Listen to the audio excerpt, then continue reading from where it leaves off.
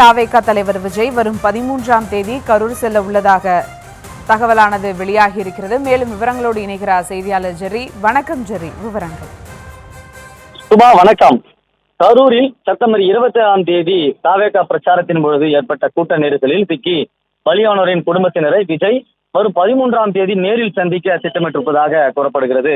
கரூருக்கு நேரடியாக சென்று இறந்தவரின் குடும்பத்தினரை ஒரே அரங்கத்தில் வரவழைத்து அவர்களிடம் வருத்தத்தை தெரிவித்து இழப்பீட்டிற்கான காசோலையை வழங்க விஜய் திட்டமிட்டிருப்பதாக கூறப்படுகிறது.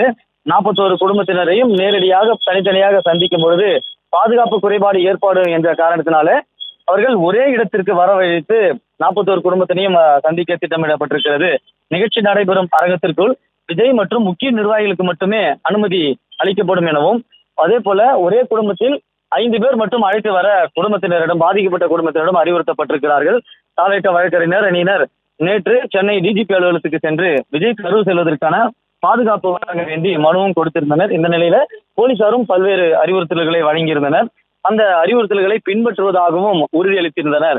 அதே போல மண்டபத்தில் நடந்த திட்டமிட்டுள்ள நிலையில் மண்டபம் பார்க்கும் பணிகளும் தீவிரமாக நடைபெற்று வருகிறது.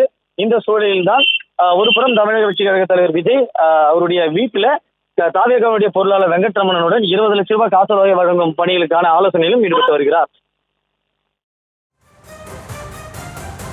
விவரங்களுக்கு நன்றி ஜெர்ரி.